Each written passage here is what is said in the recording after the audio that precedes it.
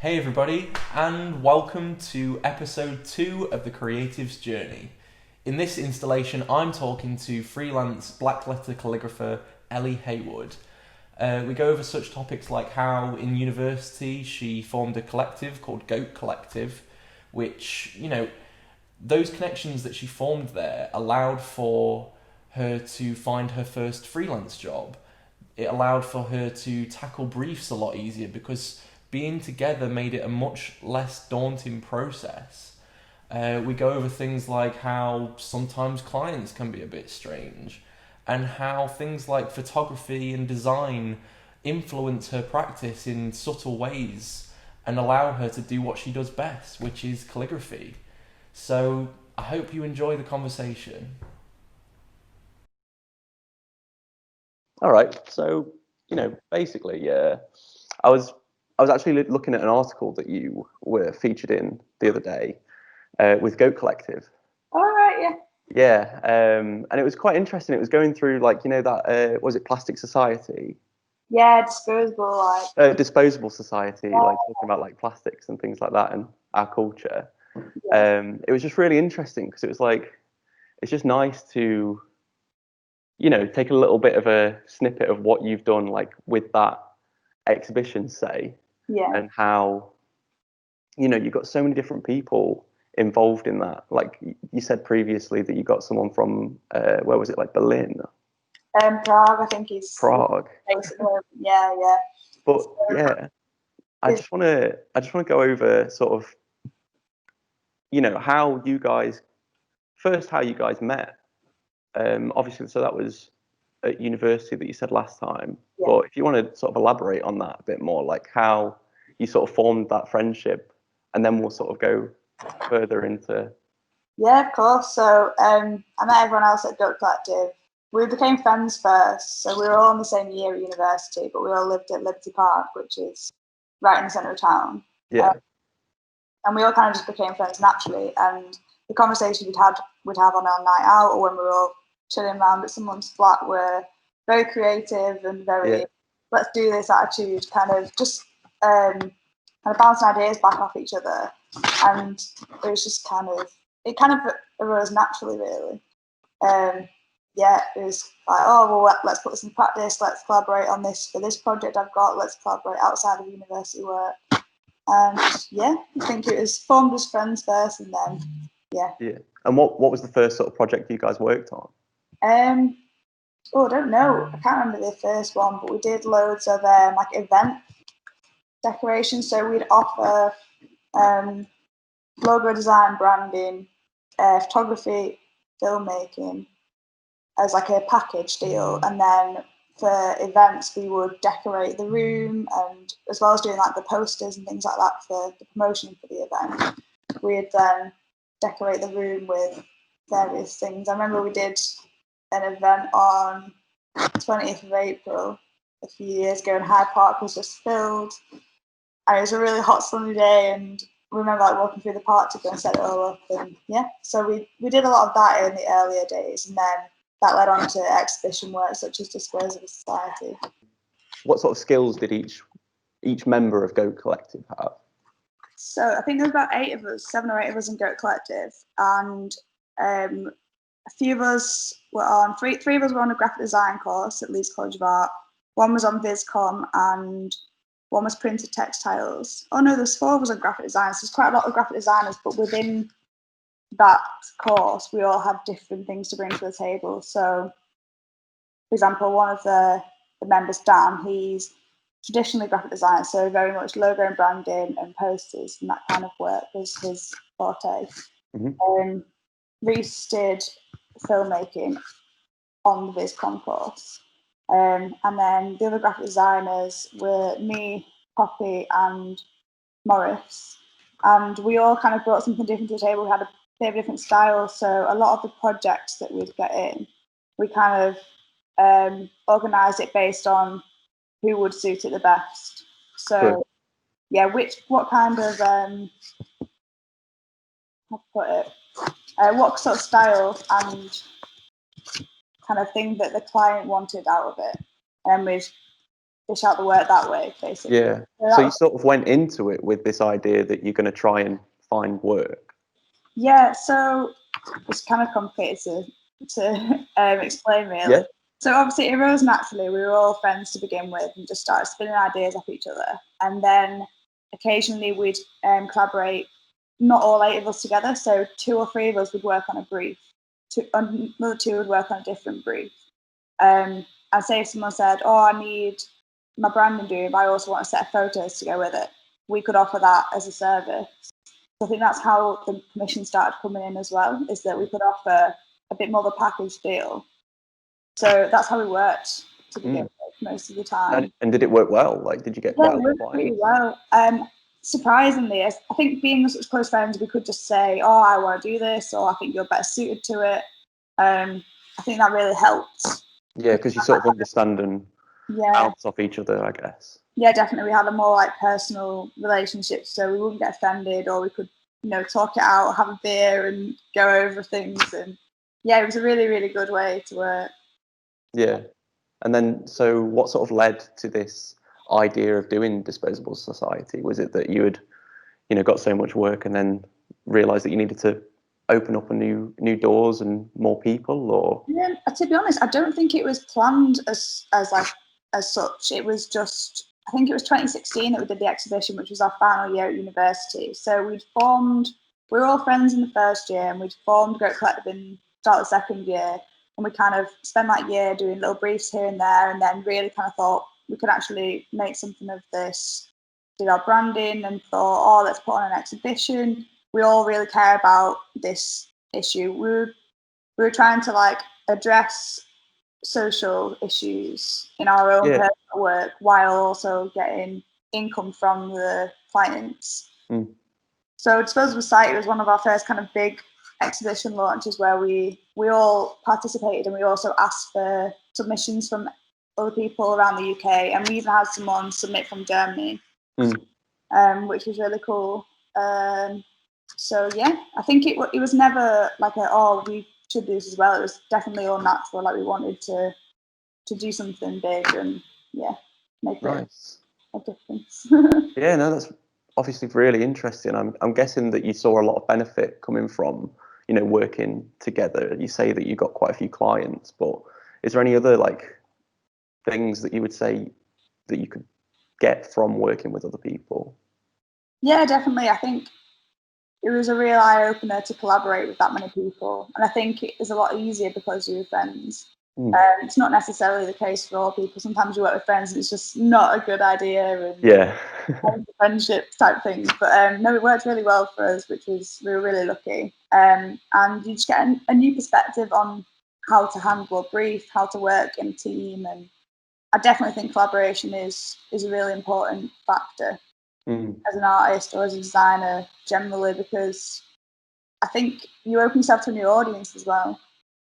So there are people a lot of it came through socialising our clients and contacts. Is at the exhibitions, we'd go to other people's exhibitions and meet people and chat there. Kind of get to know a few people on the scene and Leeds. Or even just kind of friendships. You could get work through that because you'd get chatting to somebody who was a photographer and they said, oh, I've been doing this and this, but I really need some branding. So then you say, oh, well, we do that. We can help you with that. Do the full set basically. So that was kind of how smaller contacts came along. And then say if there's 7 or 8 of us, so we all had smaller social circles away from Goat Collective as well. So someone could be chatting to their friend who in London or something, and then come back to us and say, right, this guy needs all this doing, we can do it for them.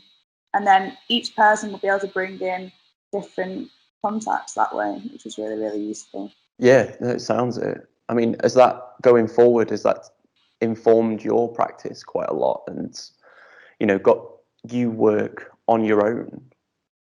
I think so, yeah. I think because there was obviously 4 people who studied graphic design anyway within Goat Collective, I think we all kind of took on a different role within that, and I think I definitely swayed towards lettering and calligraphy. even back then, I was massively into hand lettering and doing things by hand. And the others obviously have their own kind of niche that they specialise in as well. And I think then if someone wanted a hand-drawn look, they'd come, then everyone would know, oh, well, Ellie can do that. Yeah. Brief or like contribute to that, which I think has definitely like pushed me to specialise in one particular area within design, which I think is important. I mean, not necessarily, but graphic design is so broad. I don't think you can be good at everything. I think it was useful to have so many people that everyone could be really good at. Yeah. Particular. Yeah, I mean, we spoke about this last time, didn't we? Where, you said that it was quite beneficial for you to sort of focus on that one thing because you had so many scattered ideas. Sort of, how did you channel that? How do you funnel that into the one thing, which is lettering? It's really hard, actually. I was really into photography and painting, landscape, fine art background, and I tried to fit this all under one umbrella brand or umbrella kind of like, this is me as an artist, which was really hard because you can't really put enough time into any one of those things to get really good at it. And I mean, luckily, I don't know whether this is lucky, but I stopped enjoying photography as much. And I think I just had to focus on other things, which, yeah, it was hard to break away from those other outputs. But yeah, did you sort of feel attached to them, like you like? Definitely. I think I'd be able to go back on, like, I still take photos now, but I don't pursue it as an art form as much. Especially, I do it kind of like in my spare time rather than to make profit or to get clients and stuff. Yeah. But I guess the way these things work is like, with how you studied graphic design but went down the route of lettering and you like photography, all of these things inform your practice in certain ways, whether it's like, certain rules of photography, like the rule of thirds and the way you compose things. So maybe that helps you do that. Do you feel like that's true? Yeah, 100%. That's definitely true. Like studying photography and fine art has definitely informed what I do now. And I think in turn, the calligraphy practice and lettering practice that I've been pursuing the last few years, that will then also feed into, say, when I do paintings, landscape paintings or portraits now, I can see that my practice, like the steadiness of my hand and the control I've got over pens or brushes, is clear because of the practice I've done through calligraphy. And I think the same is the other way around. So because of my studying fine art and graphic design and photography, that practice and the ways of seeing, I guess, has then definitely kind of formed some parts of what I do today as well. Yeah, it's actually interesting that you say ways of seeing, because I read another article, I can't remember who by, but someone interviewed you and you said that your dad taught you to see. Oh, yeah. Yeah. What is it that he sort of did and how did he teach you that? Basically, well, my dad's an artist as well. He's a photographer mainly by, I don't want to say trade. It's more like he prefers photography, I think, but he was a painter and he dabbles in graphic design and stuff like that as well. But it was the painting that he really taught me, and photography as well, I guess. Like just how to see, how to kind of went through old examples with me and showed me how, light and dark make a picture, and like something, you put the dark on first and the light and then the background. Just how to look at an image and notice what's been placed in it and for what reason. Which, as when you know the reasons why artists do something, you can be like, I understand certain principles, or and I think like learning that from such a young age has definitely fed into like every single practice I've taken on. So with photography or graphic design, I've had that background knowledge, which you don't necessarily get taught, especially at high school. Like I definitely didn't get taught anything to that extent. I was going to say, like, what, because obviously with this whole, like, education to outsider experiences, sort of, would you say that you learn enough from just going to uni and, you know, going to college, or was it these things on the outside of that that mostly informed your practice? Yeah, it's a good question. That I definitely think that you can't just learn your practice from going to university. Like, a lot of the stuff I have learned over the 3 years I was there, and you know, the years afterwards staying in Leeds, they're the things that have helped me to get where I am now. And it's the connections with people, not necessarily tutors, that teach you things. So yeah, a lot of it is experience that you don't necessarily get from going to university. You can do, but each university is different. You might not, you know. And I'm sure a lot of people will say this. There's not a lot of teaching that goes on.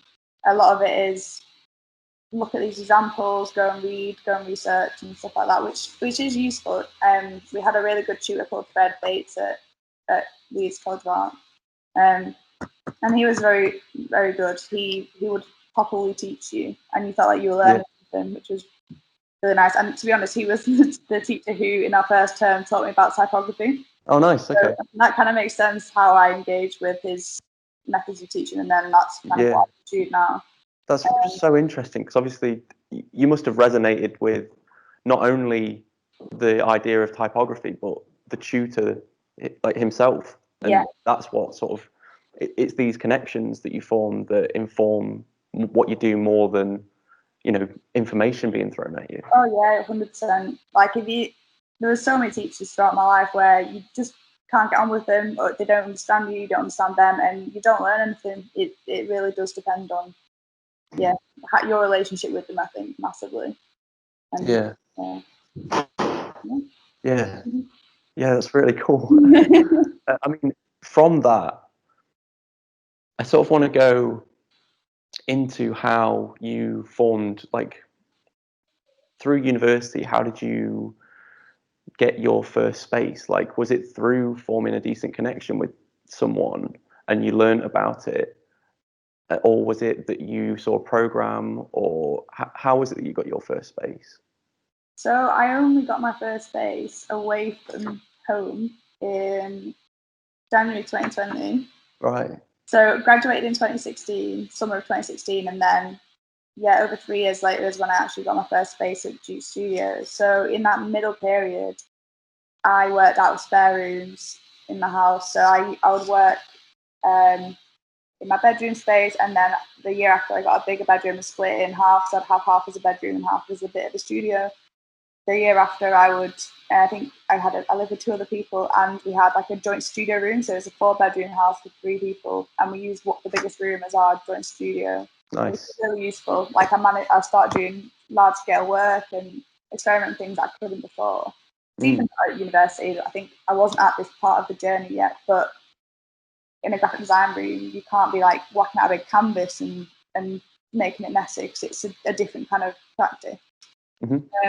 So yeah, the years in between was just home studios, and then until January 2020, I've got a spare room at home now, which I was using, but sharing it again. So when there's an advert on Facebook for Duke Studios, like deadline in 2 days, so I was like, oh, I knew of the scheme, like the graduate scheme, where I think if you've graduated within 5 years from Leeds College of Art, you can apply for a 6-month period at Duke Studios and kind of go for a bit of coaching, and it's like a good stepping stone to get you into a work mode. That's what I found, is when I went to Duke in January, I was going to work, like I was leaving the house, and you know, as if I was going to uni, or like a change of mindset.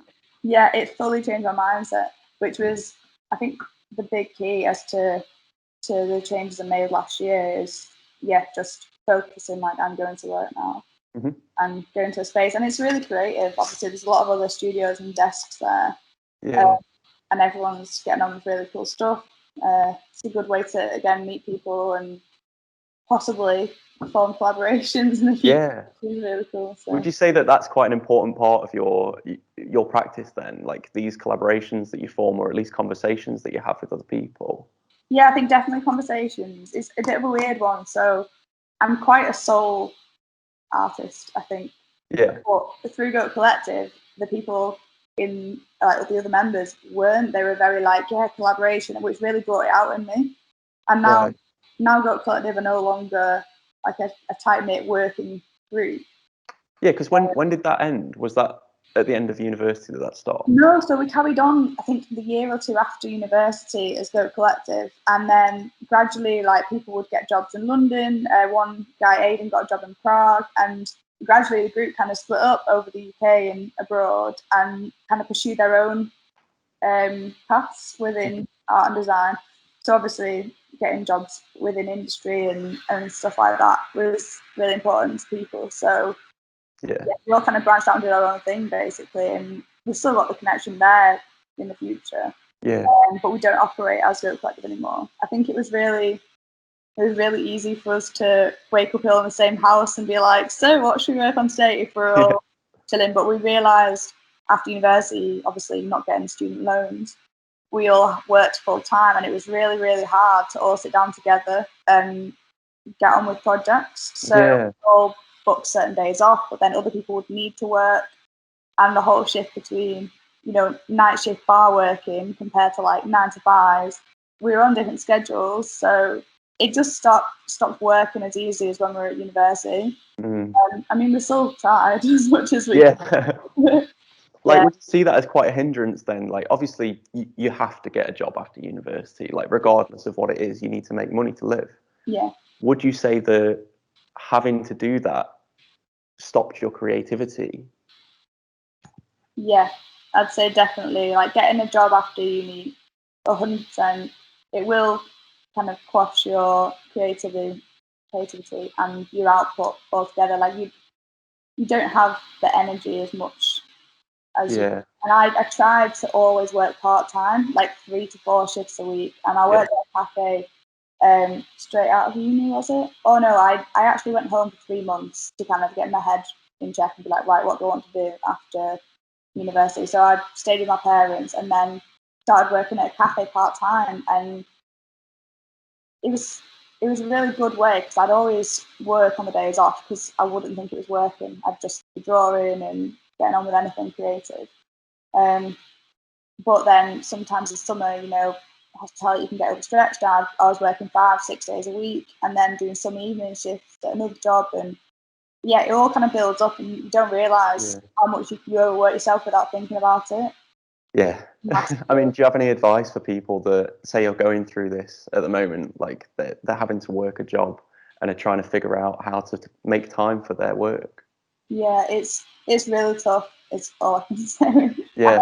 I can give like bits of advice, but it is really tough. I just pushed and pushed and pushed, and I have burnt out a couple of times, which I won't recommend. But what I always did was I always had savings, so I would save a bit, just even if it's like 20 quid, if it's a really tight month, save like a little bit every single month, and then if you do get to a point where you feel like you're going to burn out, take a few months off, or and you've got that cushion, you've got that money to support you, and then you'll have the time. I think it's really important, especially coming out of part-time work, to go full-time creative, to have a bit of a cushion so you can just quit your part-time job or drop your hours so that you can put some time in.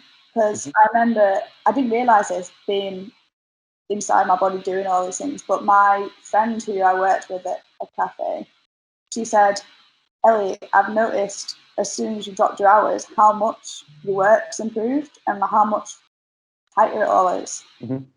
So hearing that from someone else is like, I need to obviously commit some time to it and then it will get better. And I noticed it as well, obviously, on Instagram I was getting a bit more engagement. People were asking more about it. People were really listening to what I was doing because I was spending the time to do something a bit more, Well, that's the thing. It's not only the time that you spend on the thing, but it's the time that you have to do nothing. Yeah, it's time to read and absorb other inspirations. I think is really important because otherwise you're empty, aren't you? Like you need other things going into your brain, and like, you know, going for walks. Like I get most inspired now when I've been doing nothing, especially the past few weeks. I've been really slow at coming back to work, so I've been taking long walks and taking photographs again and noticing things that spark ideas, and that's where you miss out on that if you're working all the time. Yeah, definitely. I mean, do you sort of soak in a lot? Do you, like, say you said reading? Do you read quite often? Do you, like, obviously not at the moment, but before, did you go to galleries and things like that? Yeah. Like, I spend a lot of my time in galleries. Yeah, I try to read quite a bit, and I always buy new books, and basically I always have like 10 on the go. Like, I'll have bookmarks in a few different books, and I'll read bits of them. So it takes me forever to finish a book, but it's nice to have that kind of just, I generally don't read fiction though. I always read non-fiction. I'm not really a big fan of Yeah, I feel like I'm the same, to be honest. Because I don't know if you agree with this, but I feel like with the creative world that I'm surrounded by, that's enough fiction for me. And to have, that break of absorbing actual information, which is like reading about someone's actual experiences. Yeah. It's just a bit more beneficial for me, because then I can take that and turn it into something that's more creative. Yeah, definitely. And I mean, I don't know, do you read a lot of design books as well? And I think that's when you read what other people are doing. I think that can really be like, that's possible. What if you could do it like this? And then that can spark something else as well. Yeah, we find it really, really interesting. No, definitely. I want to go sort of back to, because we were saying about your first space. Oh, yeah. So, do you want to just talk about that a little bit more, like how beneficial that was to be around those people and sort of surround yourself by that environment? Obviously, you said that started in 2020. What sort of differences did you see? So I joined Duke in January 2020, and it was originally for a 6-month period, because it's January to June, and then someone else comes in June to December. Okay. Obviously, because of the pandemic, we were working from home, locked down from March until May, June-ish. And they said, look, we've not got anyone else in, you can have it until December. So we had January to December, which was really, really lucky, and we were able to go in during the lockdown, because some people can't work from home, they need the desk space and don't have that at home. And luckily I had a key, so I could, if you're a key holder, you could let yourself in, and it was all safe, and really good, and it's quite quiet over lockdown. Yeah. However, before that, in January and February, it was really beneficial to just be in a creative office space. So being in the mindset of, right, I'm going to the office today, I can leave things there, but obviously I don't have it at home, so I couldn't just be like, I'm working from home today. I'd get up. I wouldn't get up very early. I'd get there for like 9 or 10. And just having that kind of space it was definitely a mindset thing. Mm-hmm. Definitely. So, I mean, did that? Yeah, with were you sort of a freelancer while in that space? How was that transition to becoming freelance? what do you mean? So sorry, full-time freelance, I mean. Oh, okay. So in January, I wasn't full-time freelance. I was still working part-time at a cafe. And when lockdown hit in March, basically I wasn't working at the cafe, and I wasn't eligible for furlough pay from them. So, I mean, I've been wanting to do it for years, really. My dream was to be a full-time artist/designer. And March, wasn't getting furlough money, but I was still managing to live from my artwork. So I thought, wait, I can actually do this. Like, I won't need to go back. I don't need to have a part-time job anymore, which was kind of like a blessing in disguise, I guess, for me. But before that, I would go to the studio maybe 2-3 days a week, and then the other 2 or 3 days I would be working at the cafe. So I was still juggling it. But I would say Monday to Friday, if I was working Monday, Tuesday at the cafe, I'd be getting up, going to the cafe, going home, and then Wednesday, Thursday, Friday, I'd get up, go to the studio, and then go home. So I was still keeping a semi-routine. And if I was working, there were some days when I was working at the cafe Saturday, Sunday, so I could use Monday to Friday in the studio, and it was literally like a working week, and my break was working at the cafe, which is it was a nice social aspect as well. I'm sure a lot of artists with part-time jobs can confirm that it's really nice to chat to people and socialise in your part-time work, because you meet people you would never normally wouldn't necessarily have like met before then. Yeah, especially in like a cafe environment where there's so many different types of people coming in and out. Yeah, definitely. Yeah, I can really like imagine that's like quite beneficial. Obviously, sort of touched on like going full-time freelance there, but do you want to sort of explain how difficult it was understanding the business side of freelance? You know, that dreadful thing that no one wants to really do. Yeah, definitely. Yeah, it was really hard to kind of wrap my head around the business side of things. Like I've always been organised and I've always been good with money, so I didn't mind it too much at first, and it was quite nice to be like, oh, I'm going to stay organised. These are the jobs I'm doing, income coming in, and working it all out. I do quite enjoy that. But then when you bring like the tax side into it, it's just a bit legal, and you don't want to make a mistake, and you're like, oh, what have I done it wrong? Yeah. So it is not nice to get it wrong. No, exactly. So it is a little bit daunting. And I believe you can hire people to do it for you. You can hire people to do it for you. So I think I might look into that soon, because I mean, to jump forward a little bit, do you want to talk about the space that you're in now? Because I know that there's someone in the space that can help. Yes. Oh, really? Yeah. So, Right, so where are you now? I am in Airstreet Workshops.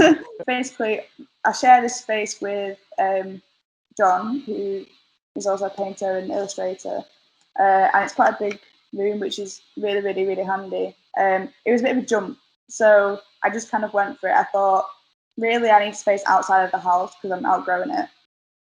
And my tenancy at Duke Studios was running out in December, so I thought, right, I need to maintain that kind of out of home work scenario, just kind of keep my head in the right space, basically, and keep motivated.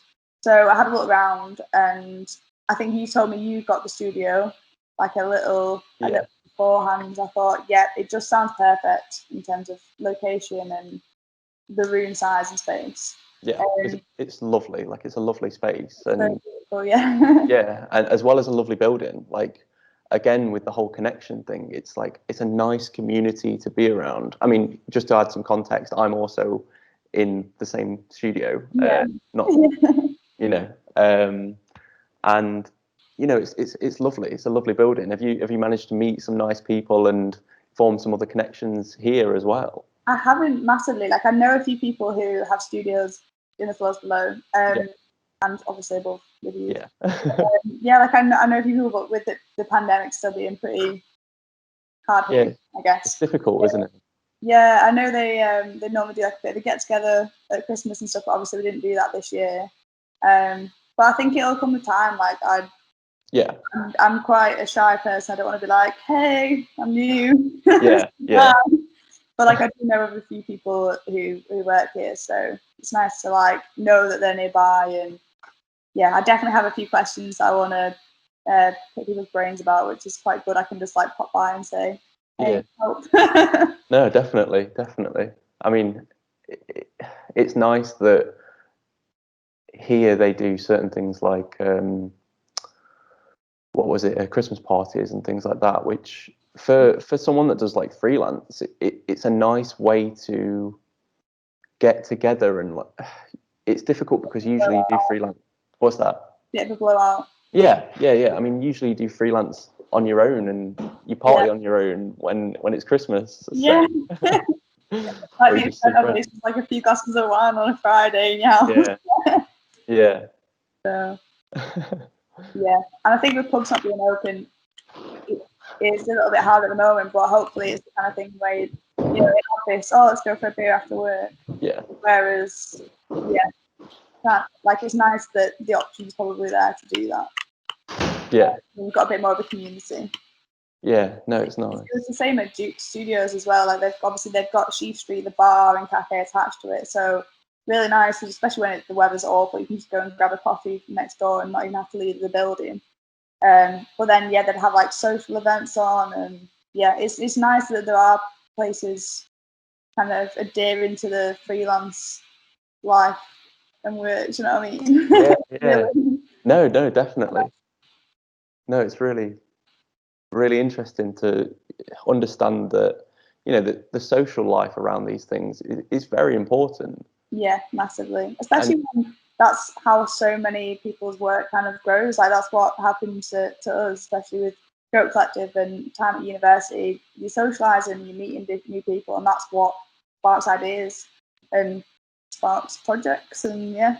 Not to mention, like you said previously, that through these connections is how you got work. Like Yeah. how was it that you sort of got your first job as a freelancer?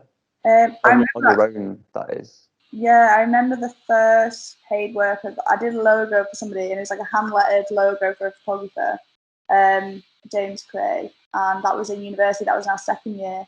So, in fact, actually, it was Dan from Goat Collective. So, like, it was he who'd spoken to him, and then he was like, I know someone who does like a what you want, like kind of hand letter and stuff. So then he told me about the brief, and that just kind of, I don't know. Yeah. It explains it all basically. That's how easy it was to kind of connect people with the right people, and I believe that's what things like LinkedIn are for, but I just can't wrap my head around it at all. Yeah, me either. It seems a bit too businessy for me.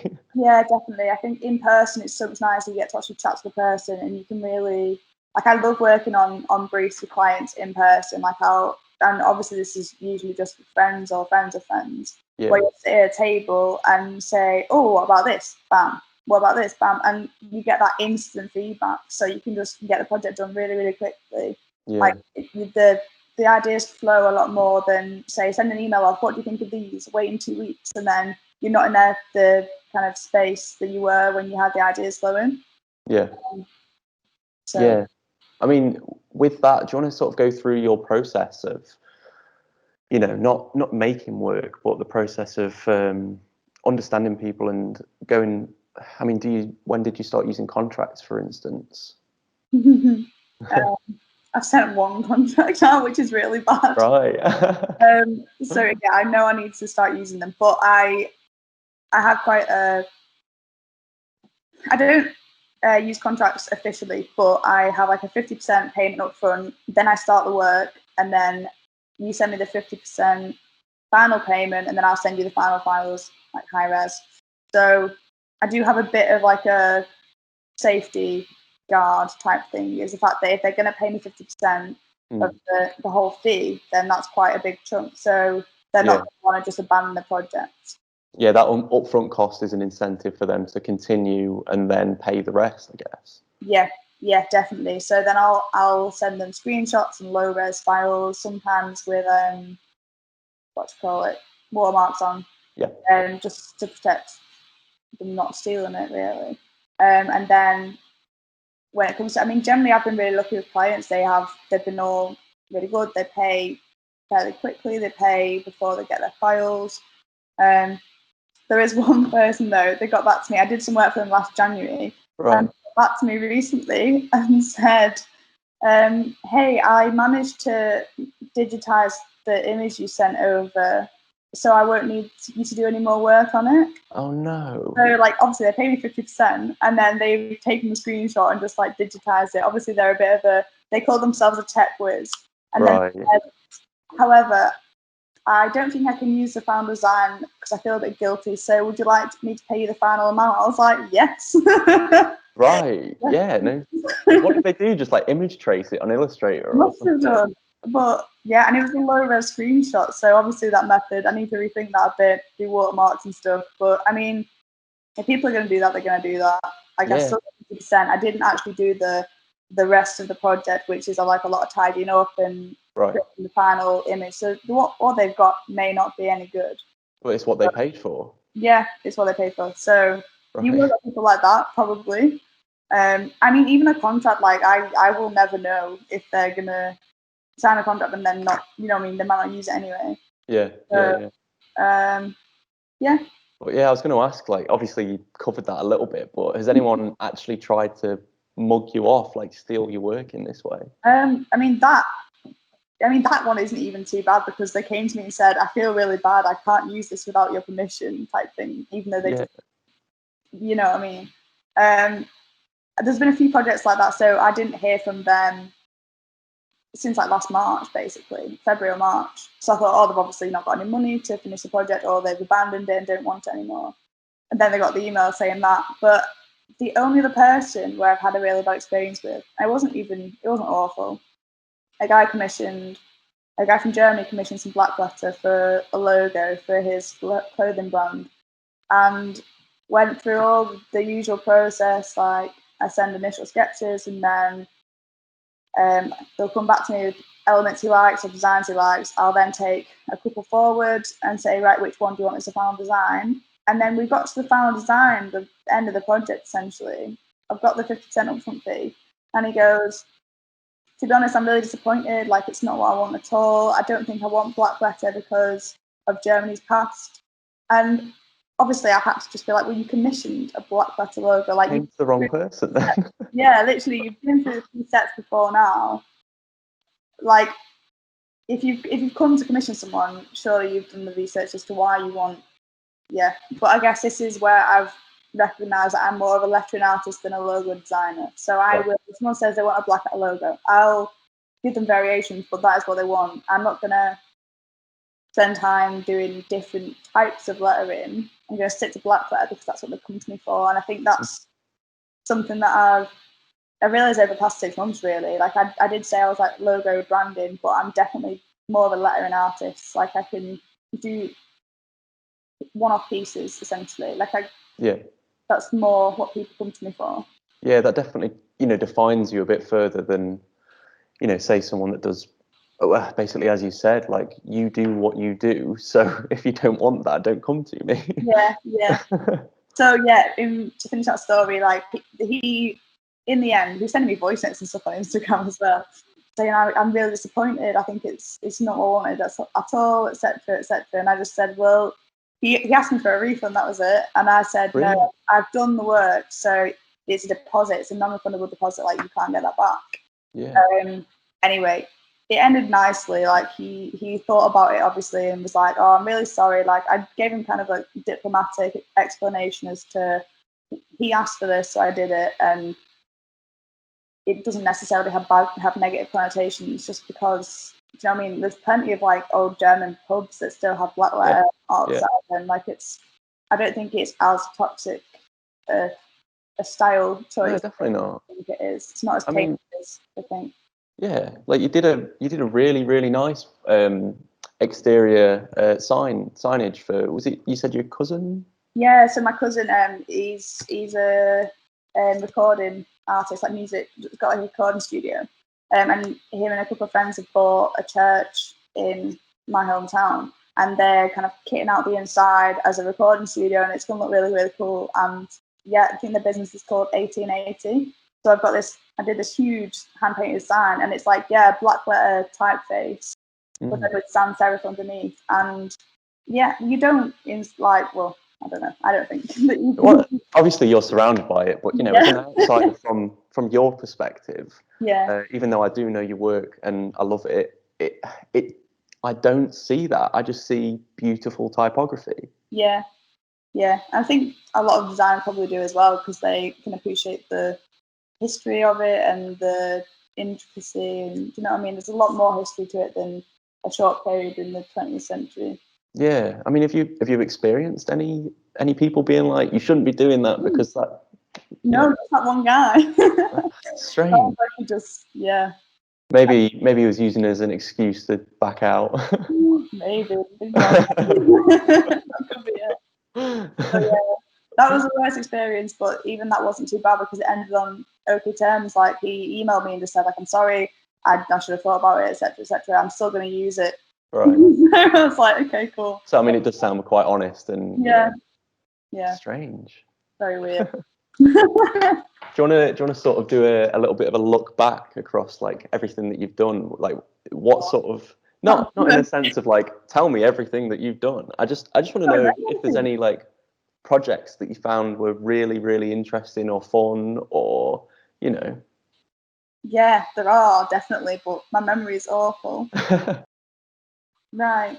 Yeah, so some fun projects over the years. When we were with Goat Collective, and this is nothing like what I do now, which is interesting because I love what I do now, but it's so different to what we did with Goat Collective. We did a huge mural in 2016 on, Leeds Print Workshop on Vicar Lane. We actually applied for that during university. It was one of our final projects. We did like a proposal and a... Do you want to just go through how you found out about that first? Oh, yeah, of course. So we found out about... What was it? Yeah, we were all in our final kind of term at university in our final year, and East Street Arts had a submission process to do a mural on the facade of their building for Leeds Print Workshop, and it was due to be painted in September of 2016, so just after we graduated. So I teamed up with 2 people from Goat Collective, and we thought, right, we'll all, because this was one great thing about being in an art college as well, is you've got 10, 20 different courses, and you're all in the same building, so you can be like, oh, I'll just go there and see if anyone, everyone kind of mingles and collaborates with each other, which is really good. So me and 2 others from Goat Collective applied for this mural design, and we ended up winning it, which was really nice. Nice. It's kind of like a bonus. Like, we used it as a project to submit for our submission coursework type stuff. Yeah. And then East Street Arts came back with lovely design. We wanted to paint it on, which was really, really cool. We did that in September, and then from that, Belgrave Music Hall got in touch. So Ash from there got in touch and was like, please can you paint a big mural in our room, which was in the gig room upstairs. It's on the first floor. Yeah. It's huge. Obviously, we thought the one on Vicar Lane for the print workshop was massive. It was 12 foot. Well, it is massive. Huge, isn't it? 12 foot wide or something. 12 meters wide. Yeah. And then Belgrave, we got in there and we were just this is huge, ceilings so high. Yeah, mental. But it's really, really nice, kind of short period of doing a lot of large scale murals and collaborating as such a huge team, because the one at Belgrave, without 8 hands on deck, we wouldn't have been able to do it, I don't think. Yeah. I mean, did you do a similar thing? I mean, you said with the one for Leeds Print Workshop, it was nothing like what you do now. Was it the same for the Belgrave one? Yeah, so the Belgrave one, everyone in Goat Collective was on the team, everyone was contributing. We tried to keep the design quite simple. We did this quite a lot, where we'd want to include everyone's individual practice, so a bit of collage design, painting, lettering, calligraphy, graphic artworks, projections. Obviously, I told you we did some events while we were at university, where we'd do the posters and logo designs, and then we'd actually decorate the room on the night of the event with projections and banners and things like that. So we wanted to kind of bring that into Belgrave as well. We had projection artwork, collage, and we were going to upholster the seats and stuff like that. We just kind of went to town on the ideas, and then we thought, no, bring it back in, simplify it a little bit. So we still kept quite a lot. So in Belgrave, it was huge rips of collage with painted textures on the inside, and then a colour. So it's they've been ripped off the wall basically to reveal the textures, and then a bit of muted calligraphy on the base of the skirting boards and stuff like that. We did 2 large infinity mirrors. So Poppy, part of Goat Collective. Do you want to just explain an infinity mirror? Yeah. So Poppy, who is part of Goat Collective, she'd done these infinity mirrors before at college or in her previous work. And basically, an infinity mirror, you get, I still don't fully know how it works because Poppy sorted it out, but it's a mirrored acrylic on that side like that, and then fairy lights inside, positioned in a way that makes it an infinite mirror. So you can just see infinite. Yeah, so you look into it, you're looking from one side. Oh no, you can look from both sides actually, I think. Anyway, so you look in and basically it just looks like there's light going on forever, loads of little fairy lights dotted around, and we did it in a kind of triangle X shape. So it was kind of proper honing in. Nice. Yeah, it's really, really cool. Did you see a lot of people reacting and interacting with that? I'm not sure. We obviously took some photos and stuff, but it was mainly at gigs. Like we saw photos on Instagram after we'd done it and things like that, which is kind of what you want. You want people to be engaged with it, to be like, cool, look at that. And then remember that as part of their night. So like if you've gone to a gig, they're like, the place with that. Or I don't know. I think that was definitely part of, we wanted to kind of wow and do lots of different things at once. So that was really, really a good highlight of the. Yeah, that sounds really, really fun. Yeah, it's really like a dream thing to do, and it's just like you did one thing that you didn't know. You applied for one thing, and then these other people just came to you.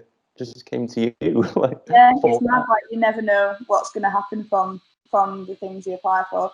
I think it's definitely beneficial to just go for it, because and just get your work out there as well. Like a lot of the work I was putting out in uni and the Field Collective, all around Leeds, people would recognise it and notice it and then say, just like Ash did with Belgrave, we've seen that mural, and this is before a lot of these current murals had been put up, even before the one at the train station was done.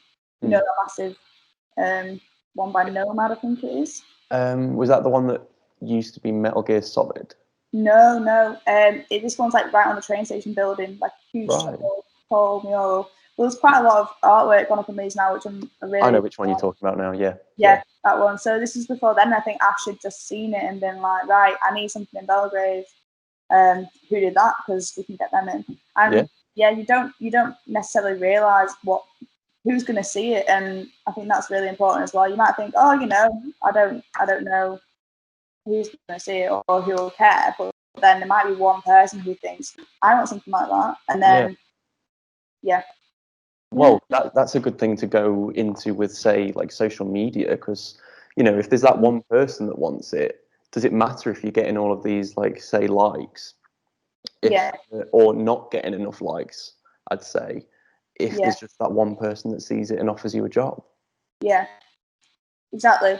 I think that's really important to recognise as well with social media. As long as you're hitting the right target audience, it doesn't matter how many followers you've got. Like people always say this, if you've got 500 people following you, as long as you engage with those 500 people, that's 500. That's a lot of people. Yeah. Like following your work and looking at your work. I think the issue with Instagram is it won't show it to all those 500 people, and it's hard to keep engagement with the people that follow you because Instagram is rubbish and it doesn't show you everyone. It doesn't, And I think the larger the numbers you have, the more likes, the more views, and the more followers you have, the more likely it is that one person who will buy something from you. Yeah, it's just increasing your chances. I think that's it. That's definitely why I'm not against gaining a big following. No, of course not, because more people will see it and more people commission me. Like I think I told you last time, 90% of my work comes through Instagram, which is an insane amount. Like if the app went tomorrow, I'd be screwed. Yeah. I mean, is that just commissioned work?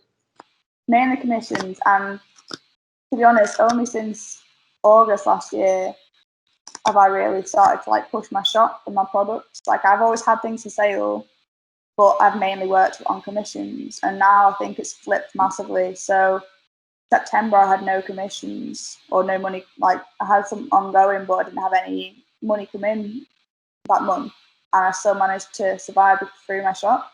Yeah, like a massive milestone. Yeah, that's incredible. Yeah, that means that you've got enough people that support you and care about the thing that you do. Yeah, honestly, it's just a bit overwhelming. So it's obviously, it's always a dream, but you don't expect it to happen ever, if not so soon. Do you know what I mean? I only got the space at Duke Studios last January, and I think since then it's kind of been like, right, action. And I think that's why, looking back, it's so important to have a separate space where you can go to work, because I couldn't foresee any of this happening. And although I said, I wrote down my 3, 6, and 12-month plans, like where do I want to be, what do I want to have done or be doing by that point.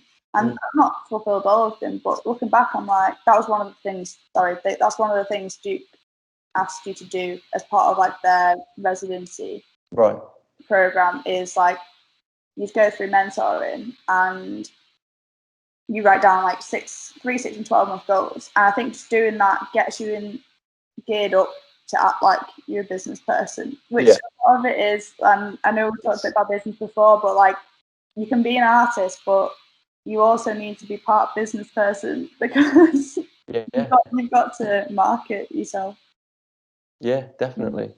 I mean, there's a really good guy that I listen to, Andy J. Pizza, if you've ever listened to him. He's great. Andy J. Pizza. He did a really good talk, I guess, about how, what was it, Picasso said, great art sells itself. It's just not true. Yeah. It's just not. Like, I don't know if you've ever found 1920s, so maybe it did in the 1920s. Maybe, but it's different. You've got to have marketing. You've got to be a business person. You've got to like sell yourself. Yeah, there's a lot of competition, like a lot of competition. So yeah, you've got to stand out. You've got to use tactics that a business would do to put your work in front of people, and especially with social media, because anyone can put their work out there, which is great. I think it's amazing that people can share their work so freely and cheaply, because paying for a space at a gallery is so expensive when you're starting out. Like even for some really well-established artists, they won't be able to afford it. So I think it's great that you've got free platforms to do that on. But yeah, there's a lot of competition that comes with that. Definitely. So you've got to stand out. Like you've got to think of a unique selling point. You've got to think of marketing tactics. There's just a lot, and I wish someone else would do it for me. But you're doing a pretty good job at it, so We'll see. Maybe in the future it'll be like Ellie Heywood studio or Elletta studio or whatever, and you'll have a team of people doing whatever for you. Maybe that's your next goals. Who knows? Maybe, yeah. What sort? Going from there, what things do you have planned for the future? I don't know. What question? A lot of it is kind of like, so I've got a few plans for this year. Basically, I didn't feel that whole New Year vibe at all. I wasn't motivated, and even this week, I think it's been the first week where I'm like, right, I'm going to do this, this, and this, and I still have days where I'm like, nah, I'm not ready to start yet, but I have got some plans for the year, and a lot of it, I'm recognising what works for me and the business, and what I like and what I don't like, and I do like doing commissions, but on my terms for the money I want. Like I won't, like I used to like take money off and discount and stuff if people couldn't afford, which I do still do, depend. Like I've done work for charities and stuff where I will discount the rate, but I don't want to just drop it because I want the work. I think that's important, is like if you think your work is worth a certain amount, don't just drop it because you're like, oh, but I could do with the extra £100 or something. You're like, the hours you'll put in isn't worth it. So I think that's a big step to make, because obviously I did this for so many years as well, is take anything in, take any commission on, whether you want it or not, because you want the work and you want your work to be seen and you want to get more commissions, which is important to do to some extent, but I think I definitely want to just do the work that I want to do and collaborate with people I want to. Sort of back to what we were talking about earlier, if you're spending time doing work that you don't want to do for not a decent amount of money, then you're taking out time for doing your own stuff or for doing nothing, which is fine. You can do nothing. Exactly. I think it's important to do nothing, definitely. I've got a book called, what was it called? It's like On Being Idle or something like that. And I think, it's really funny. It just talks about how, obviously, I'm sure a lot of people, hopefully everyone knows it, a 40-hour work week is not okay. If it's far too much, you need to, it's okay to just sit and do nothing or have like a lazy day, you know what I mean? Like, lazy days shouldn't be as rare as they are. So you need to allow yourself to think a bit more, because you're not gonna, if you're busy all the time, you're not gonna have time to mull over ideas within your own head. You've always got stimulus, like feeding in. You're not gonna be able to soak it in and actually develop anything in the cogs inside your brain. So Absolutely. Yeah. I totally agree. Good. Well, do you think that's a good place to end? Yeah. Do you have anything more to say? I'm trying to think. I don't think so. Did we talk about transition to freelance? Oh yeah, we did. Part-time. Yeah. Yeah, cool. Amazing. In the future as well, I think I've spoke about everything because I've got no idea. Fantastic. Well, I'll officially say goodbye. Amazing. Cool. Thank you very much. It was lovely. Yeah.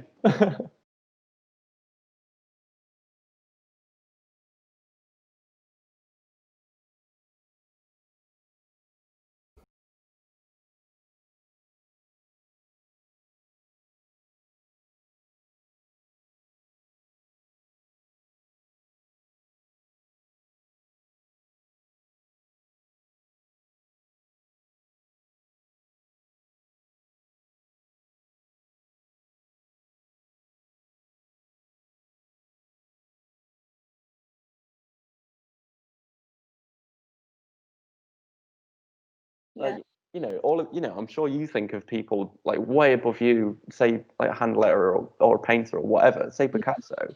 Yeah. You create this idea of someone in your head that these people are like superhuman, like they don't have any problems, like. Yeah.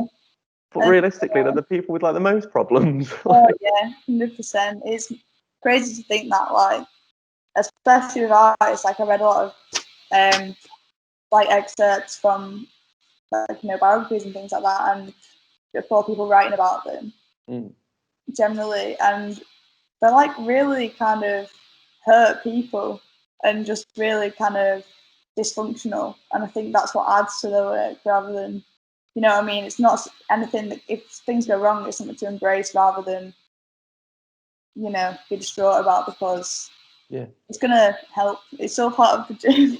Yeah. You learn from your mistakes. Yeah. If you're not making any mistakes, you're not learning. Yeah, exactly. So true. Nailed it. We'll turn that into a soundbite. Done. Oh, funny. What are you doing now?